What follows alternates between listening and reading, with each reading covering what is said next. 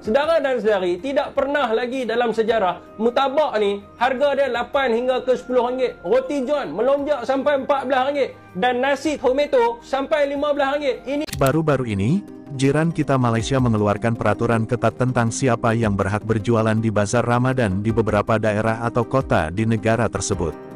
Penyebabnya adalah banyaknya warga lokal yang menyewakan gerai mereka kepada warga asing. Hal ini disebabkan gerai warga asing lebih diminati karena menjual makanan yang lebih variatif dan lebih murah, sehingga warga lokal tak perlu bersusah payah berjualan, namun sudah mendapat keuntungan dari hasil sewa kios tersebut. Peraturan ini dilakukan oleh pemerintah sebagai upaya agar para penjual makanan lokal bisa berkembang saat bazar Ramadan. Mereka tak perlu bersaing dengan warga asing yang biasanya ikut berjualan makanan selama Ramadan. Namun sejak peraturan ini mulai berlaku, banyak warga Malaysia yang kecewa dengan harga yang lebih mahal dan servis yang kurang memuaskan dari pedagang lokal itu sendiri. Yang udah klik like, gua respect banget. Apalagi udah subscribe. Yang belum, mandi lumpur.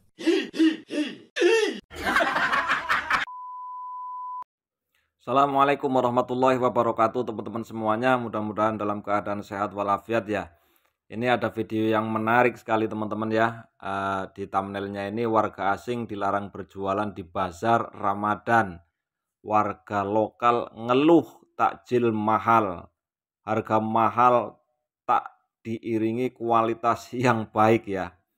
Orang Malaysia ini komplain mentaliti pedagang lokal tak profesional teman-teman ya.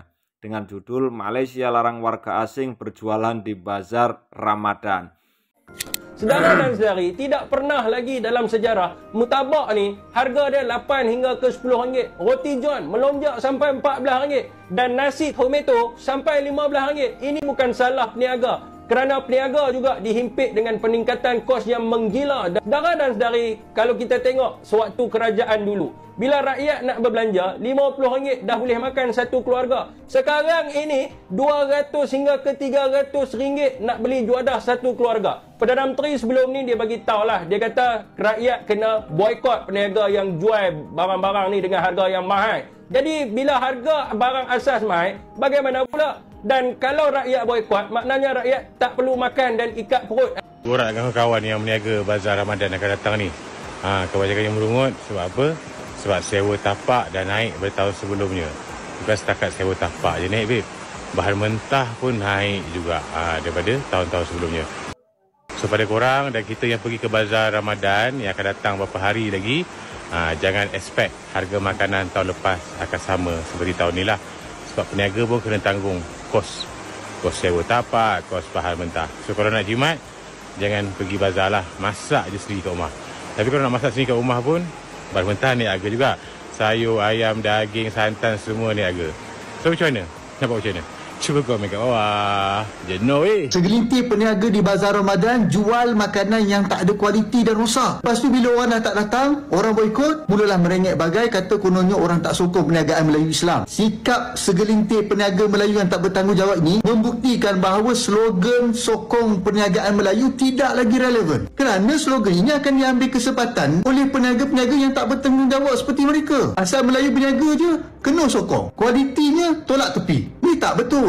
Kita seharusnya mengangkat slogan baru, iaitu sokong perniagaan jujur. Dan biarlah slogan ini terpakai kepada peniaga Melayu dan bukan Melayu. Jangan fokus pada satu kaum sahaja. Barulah ada persaingan sihat. Barulah semua berlumba-lumba nak meningkatkan kualiti perniagaan mereka. Orang Melayu kalau nak maju ke hadapan, dia jujur dalam berniaga. Dan antara faktor perniagaan Melayu itu hancur pun adalah disebabkan sikap peniaga Melayu itu sendiri. Bukan sebab pelanggan, apatah lagi disebabkan kaum lain. Bulan-bulan Ramadan pun nak buat kerja macam ni.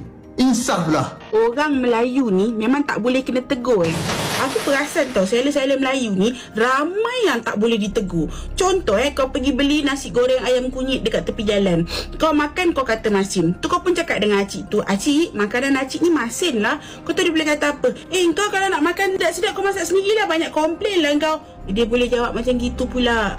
Lepas tu aku ada juga baca review dekat sini. Awak, barang awak ni sekian-sekian lah. Orang tu komplain barang dia. Lepas tu dia boleh cakap, itulah korang. Bila orang Melayu niaga banyak komplain. Bila taksi jual tu korang elok pula beli.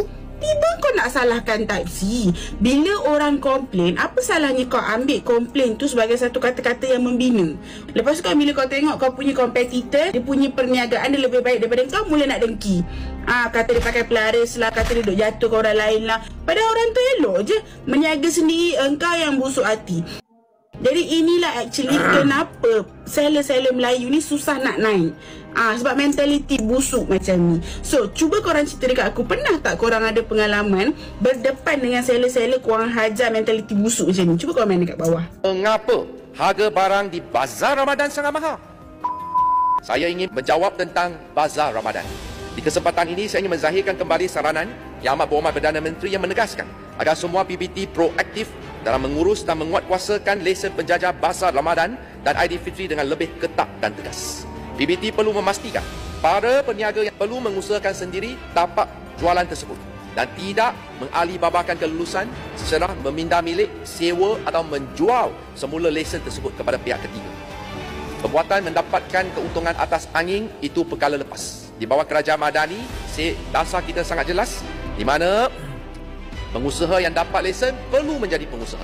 Bukan lepas tu dapat 40 lesen, sewa sendiri tak payah berniaga. Ini lesen jika didapati akan dibatalkan dengan serta-merta. Dan kita juga kena pastikan kadar sewa yang dikenakan oleh PBT hendaklah mempunyai hak siling yang munasabah dan berpatutan agar tidak membebankan rakyat untuk berniaga. Sekiranya terdapat mana-mana peniaga yang mengingkari kelulusan tersebut, memindah milik, sewa atau jual semula lesen, PBT hendaklah membatalkan lesen tersebut dengan serta-merta dan tidak boleh berkompromi dalam isu ini. APKT juga telah mengenal pasti budaya mengauk keuntungan atas angin yang merupakan salah satu sebab utama mengapa harga barang di Bazar Ramadan sangat mahal dan juga tidak berpatutan. Justru inisiatif tegas KPKT melalui PBT ini adalah bagi menjamin keadilan sosial dan kepentingan rakyat wajib mendahului kepentingan kartel ataupun sindiket yang terlibat. Orang pelik tak?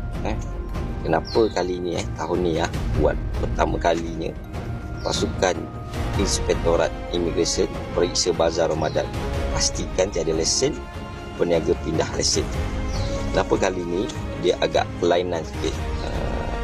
Kita tahu lesen di bawah PBT ni bidang kuasa pihak berkuasa tempatan so penguatkuasa daripada Majlis Bandaran ataupun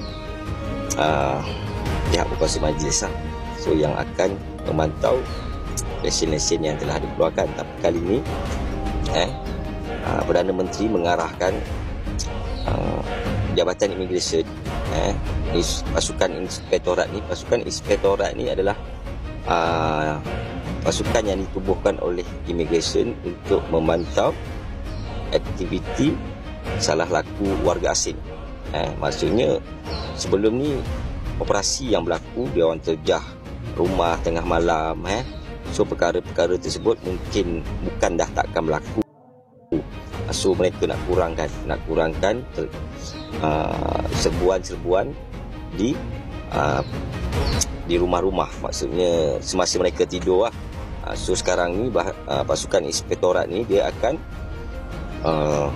memeriksa secara rambang warga asing yang berada di mana-mana kawasan.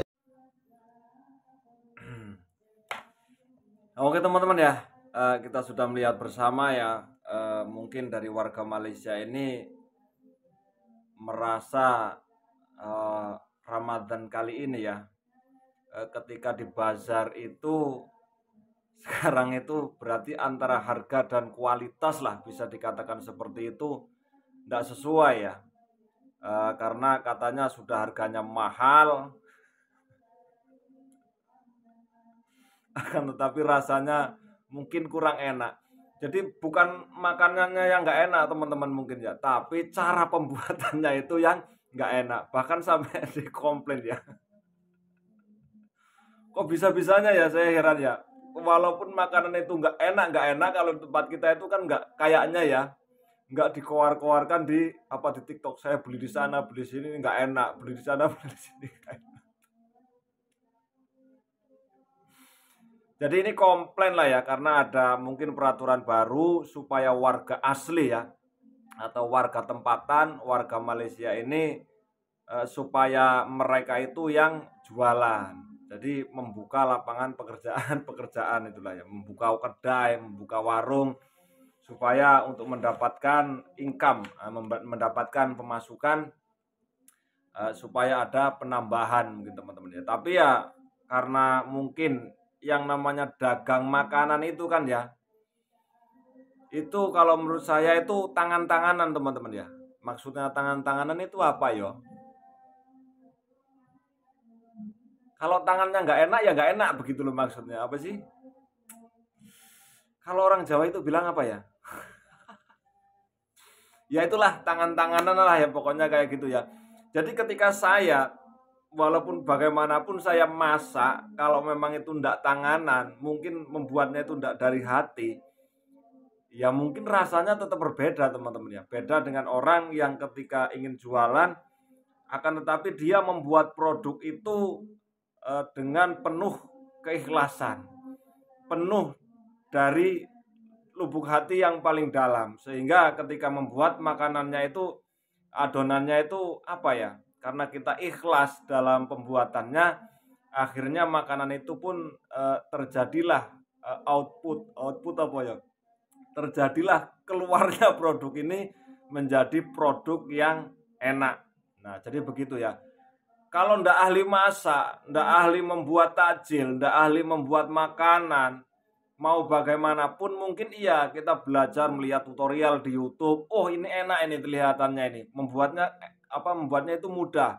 Akan tetapi ketika kita sudah coba memang jadi. Tetapi ini perlu proses, ndak ujuk-ujuk itu kok oh enak itu ya ndak ya. Sama seperti saya juga kalau masak ndak pernah enak teman-teman. Tapi karena buat sendiri, jadi akhirnya ya enak nggak enak ya tetap dimakan. Oke, Porobolo ya. Bagaimana pendapat Porobolo tentang video yang tadi ya? Silahkan Porobolo. Kalau mau komentar, kasih di kolom komentar. Terima kasih. Salam perseduluran dari saya. Mohon maaf kalau ada salah kata. Salam sejahtera. Salam persaudaraan untuk kita semuanya. Mohon maaf kalau ada salah kata. Wassalamualaikum warahmatullahi wabarakatuh.